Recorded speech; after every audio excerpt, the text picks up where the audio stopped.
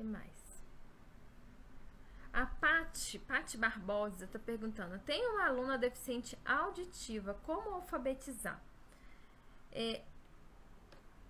Eu não sou especialista nessa área, né? Então, assim, eu vou falar para você em linhas gerais, mas a gente tem os centros de atendimento que fazem essas intervenções mais específicas, né?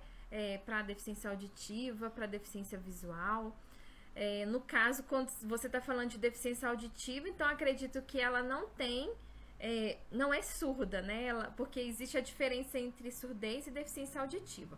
Então, a deficiência auditiva ainda tem um resíduo de audição, que significa que não é surdo, então não faz o uso da Libras. Mas, em alguns casos, quando a deficiência auditiva ela acontece de forma progressiva e o estudante lá na frente vai precisar, a gente tem que contar não só com o professor de sala de recursos, mas também com o centro de apoio à pessoa com surdez, que vai auxiliar ali, ou talvez necessite de um intérprete, porque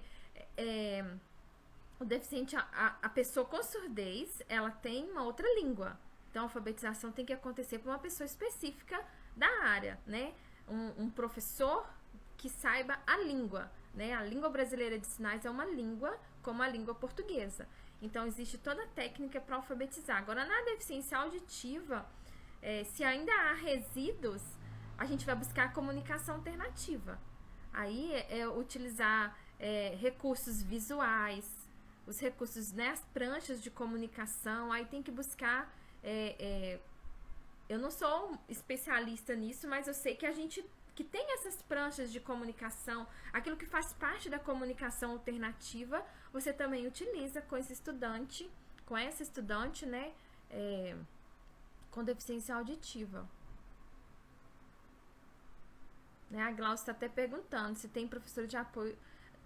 É o professor de Libras, intérprete de Libras, né? Ele não é apoio, ele é intérprete de Libras, ele faz apenas a interpretação.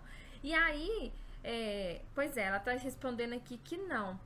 Então, primeira coisa que a gente precisa entender é isso, porque a gente tem duas realidades. Se ele tem só uma perda auditiva, e não há indícios ali no diagnóstico de que vai haver mais perda, né? Talvez precisa do uso de um aparelho para ouvir melhor. Mas se tem um diagnóstico de uma deficiência, de algo degenerativo, em que vai perder progressivamente a audição e vai ficar surdo, aí já tem que procurar, chama CAPS, né? Centro de Apoio à Pessoa com Surdez. Os CAPS aí das cidades, eles orientam de forma específica. Inclusive, eles dão essa capacitação para as escolas, tá, gente? Então, é uma informação aí de utilidade pública. Às vezes a gente não sabe, mas a escola pode entrar em contato direto. Procura aí na sua região, onde tem um CAPS. Aqui em Belo Horizonte, por exemplo, a gente tem lá na região do Barro Preto, né, que é um bairro